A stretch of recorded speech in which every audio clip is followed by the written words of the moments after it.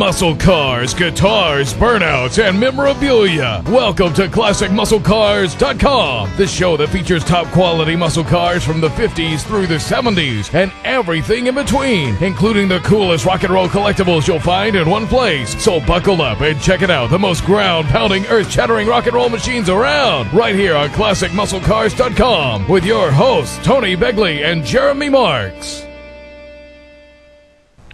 Hello again, everybody, and welcome to another edition of Monday Night Muscle Car Mania. Wait a minute, Jeremy, I'm confused here. What did I do? I'm on the wrong night, wrong day, right? Yep. This is Friday. This is ClassicMuscleCar.com TV. Yes or no? You got it. Okay. Where we're at. Oh, okay. We got to get it straight. Folks, I want to tell you, I want to thank everyone personally, from Jeremy and I, to tell you thank you for your phone calls. Thank you for your emails.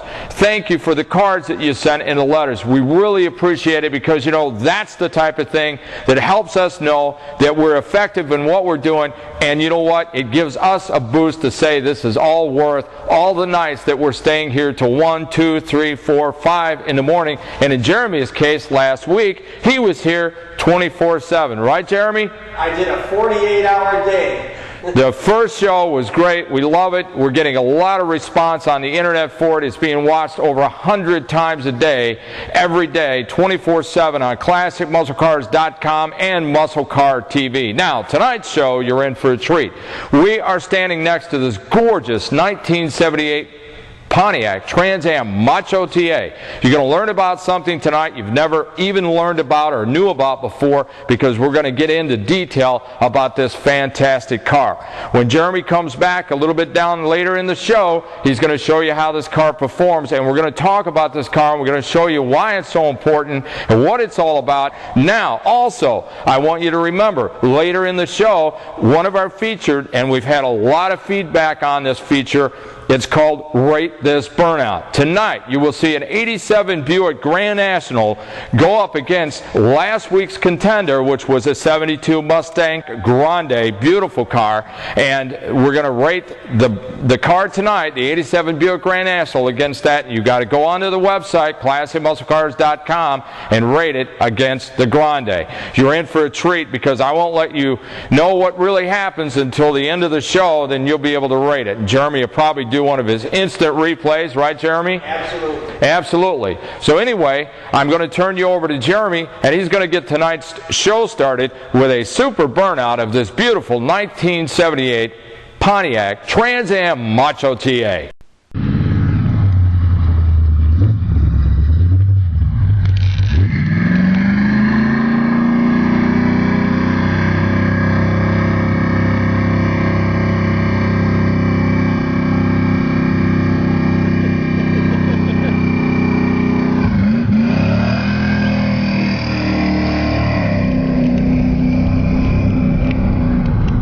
Nice, healthy cloud of smoke.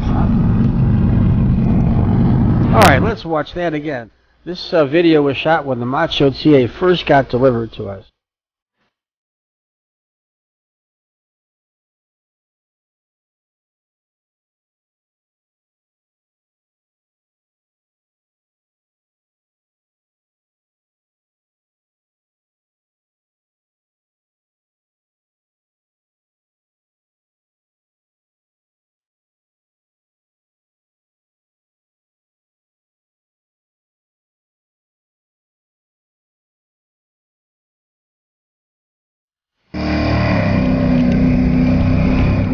Folks, you probably watched the beginning of this video and you went, oh my God, I can't believe it. Well, you know what?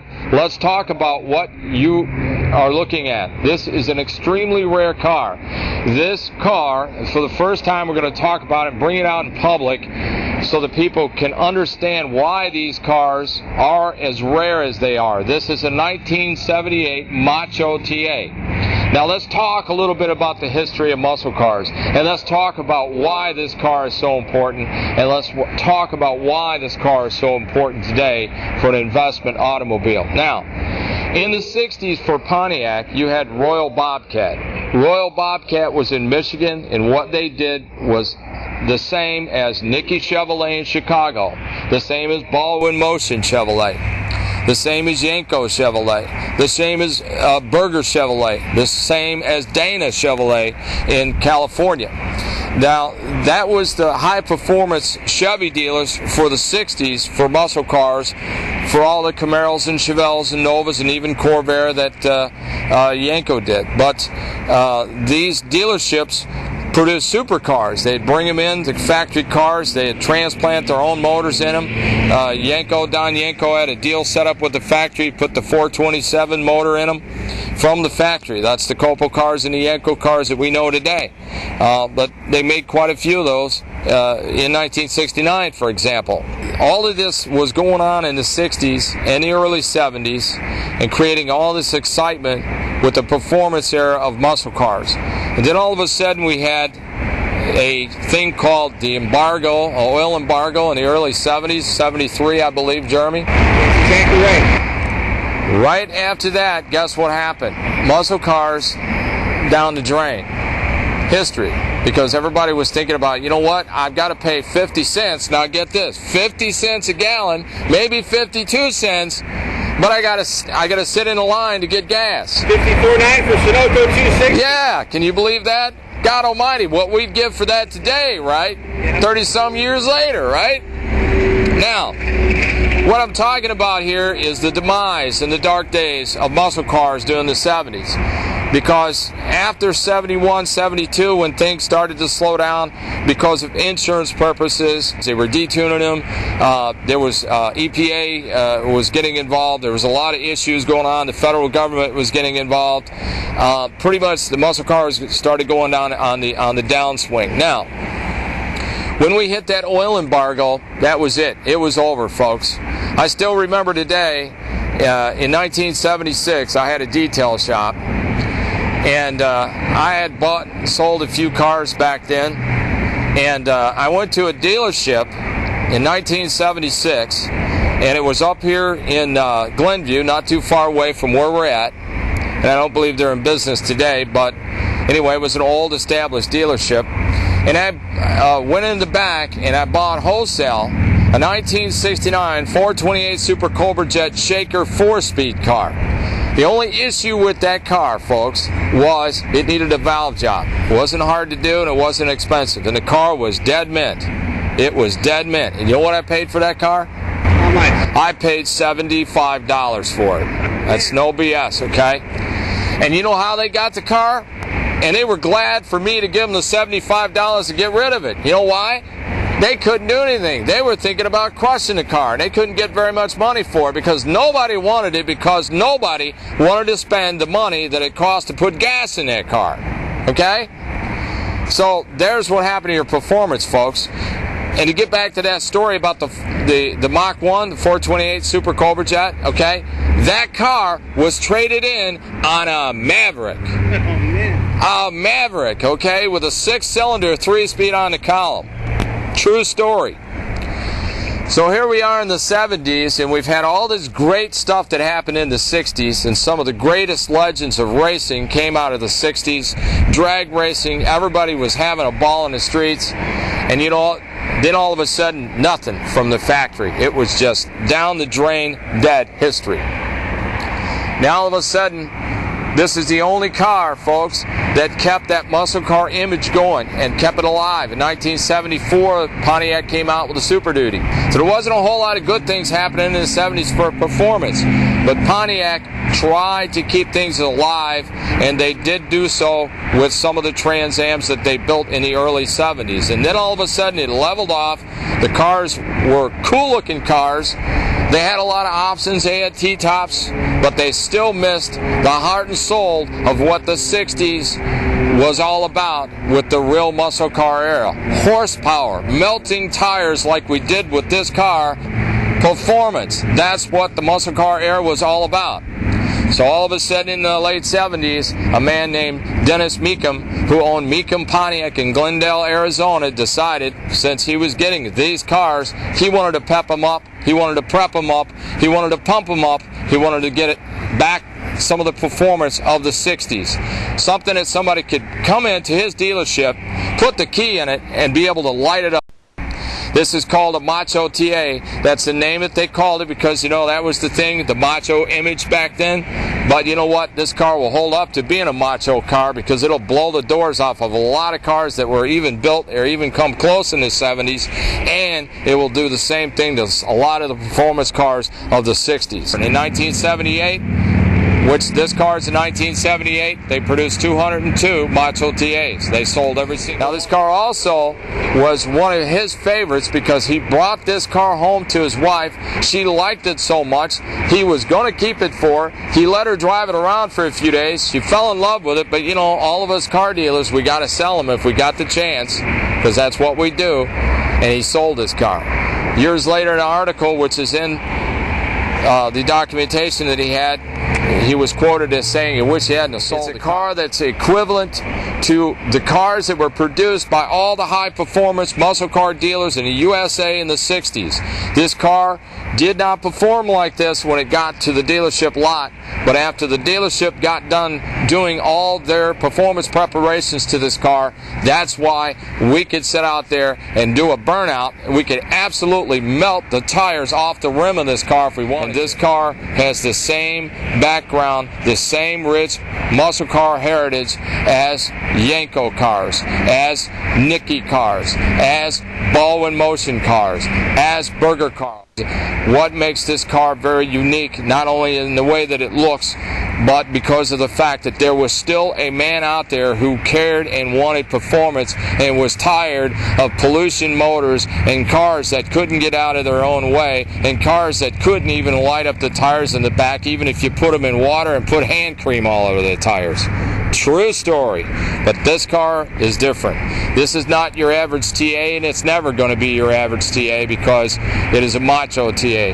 It's a high-performance built 400 engine, and you know what? It's got a good set of gears in the back. Jeremy, you can easily roast the tires anytime you choose to. You know, you've all been waiting for this, and it's time for Rate This Burnout. Last week was the 72 Mustang Grande.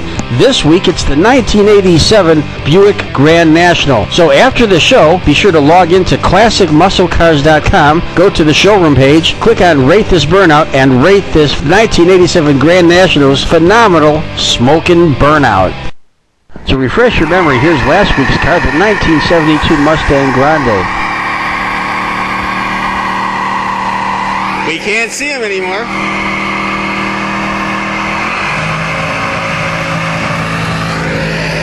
And now on with tonight's burnout with the Buick Grand National. It's just starting to get dark. All right, Tony, let it rip.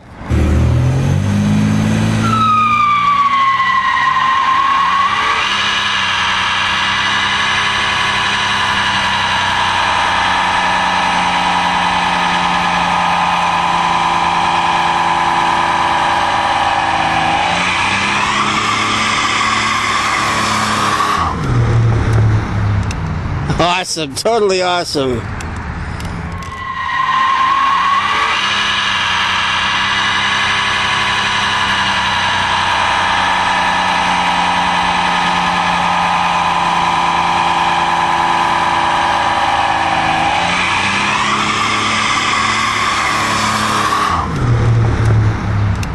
Awesome, totally awesome. Not to mention our little cloud we have here. Folks, we have a really exciting second part of our show tonight. This is a very rare film that we're going to show you. This is done on Super 8 camera, right, Jeremy? It was Super 8 duct tape. It's not really that plain, but you got to watch it and you got to listen to it. It's really cool because on this video we have several very famous drag racers. Now, one of the racers that's on here, you'll notice the car, it's called the Bald Eagle. The Bald Eagle was a 65 L79 Chevelle that was run by Al Smith. Now, Al Smith, for those of you who do not know, and maybe some of you do, is the original Mr. Goodwrench, who was in all the advertising campaigns in the late 60s and early 70s, and he was the original Mr. Goodwrench. Also, you'll see Fred Gibb Chevrolet, you'll see Dickie Harrell, and you'll also see none other than Arnie The Farmer Beswick. And these film footage of nostalgia drag racing that we're going to show you tonight was shot at Oswego and US 30 Drag Strip.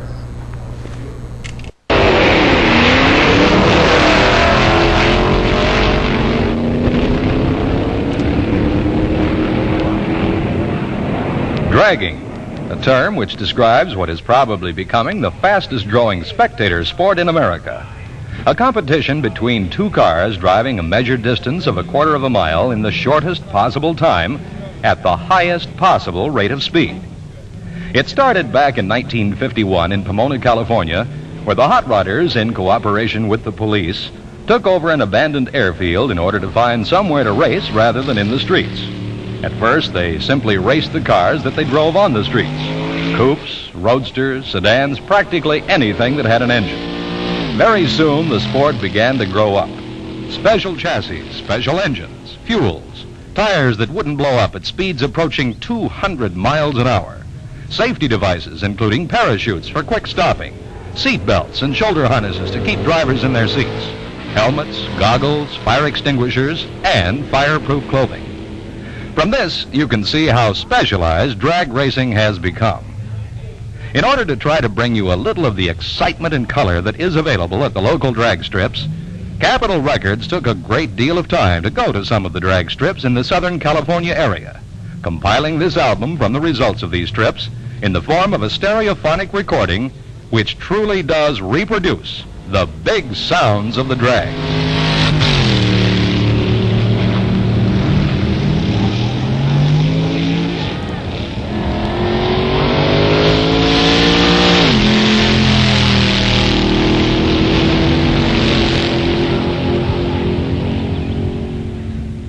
The first sounds are those of the stockers, the cars you and I drive on the street. Chevrolets, Fords, Pontiacs, Dodges, but as you can hear, when properly set up with the drags, they both perform and sound like competition cars.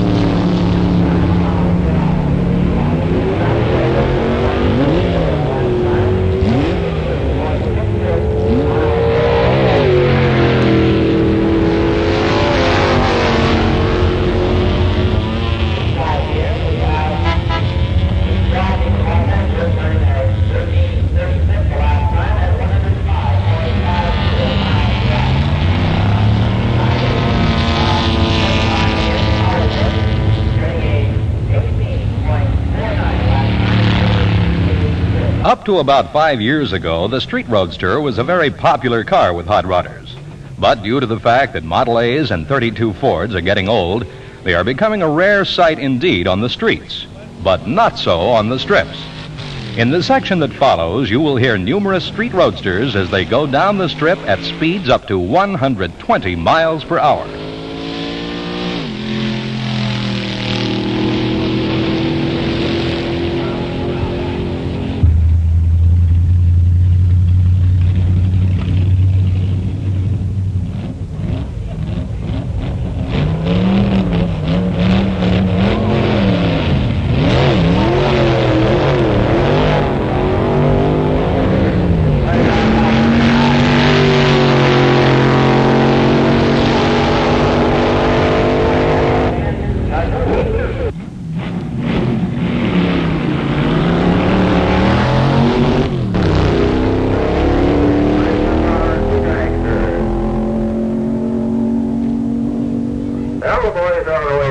Starting line to fire up a roadster.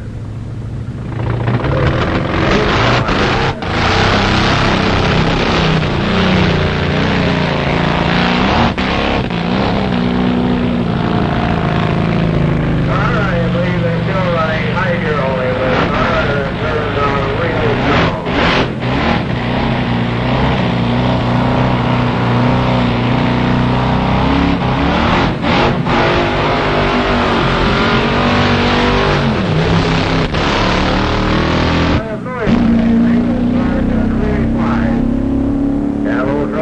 The starting line is still turned on 11:72 elapsed time. At a speed of 126.40.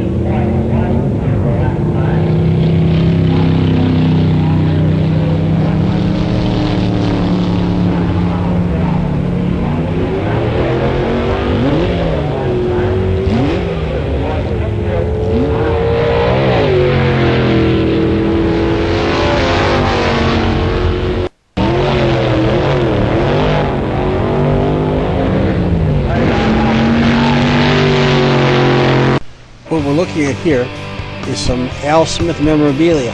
Tony mentioned that Al Smith was the original Mr. Goodwrench, and here's a couple of little pieces of memorabilia that we have.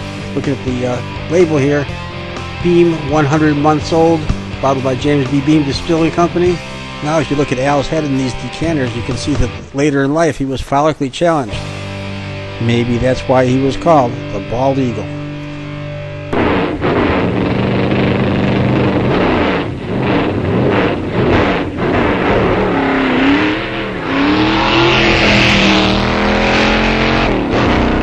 I know you've all been waiting for this, and it's time for Rate This Burnout. Last week was the 72 Mustang Grande. This week it's the 1987 Buick Grand National. So after the show, be sure to log into ClassicMuscleCars.com, go to the showroom page, click on Rate This Burnout, and rate this 1987 Grand National's phenomenal smoking burnout. To refresh your memory, here's last week's car, the 1972 Mustang Grande. We can't see him anymore.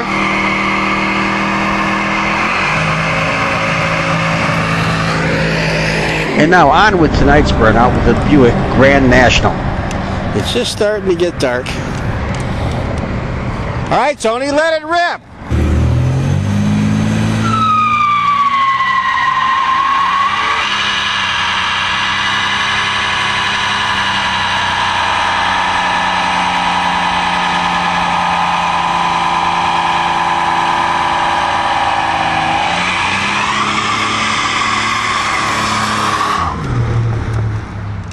Not to mention our little cloud we have here.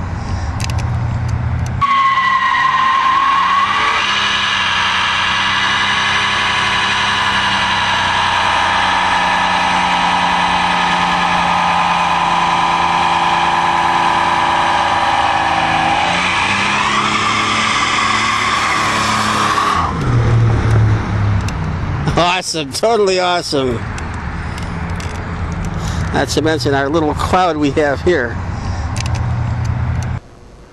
Well, it's that time again, folks. It's time to close another show from ClassicMuscleCars.com TV. Right, Jeremy? That's exactly right. We had a lot of fun, and I hope you learned a little bit about the Macho TA and what that's all about. Well, I'm going to tell you a little bit about what's coming up for next week. We're standing next to this beautiful 1970 CUDA 340 H-Code shaker car. Now, this is going to be the featured car for next week. It's also going to be one of the featured cars for Rate This Burnout. We'd like to thank all of you for watching ClassicMuscleCars.com. We hope you enjoyed tonight's show. We'd also like to thank all of our sponsors on the new ClassicMuscleCars.com. Also, if you would like to get some technical information about Classic Muscle Cars, go to MuscleCarClub.com. Right, Jeremy? Yeah, that's the place to be. So we'll see you all next week.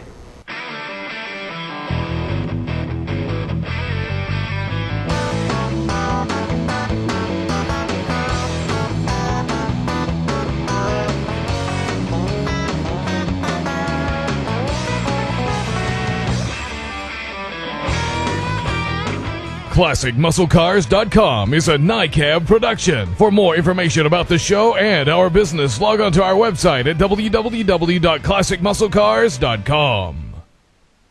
Okay, take number 187. Absolutely. So we hope you enjoyed this show, and we will see you next week. Right? We hope you enjoyed this show. We hope you enjoyed tonight's show, and we'll see you all next week.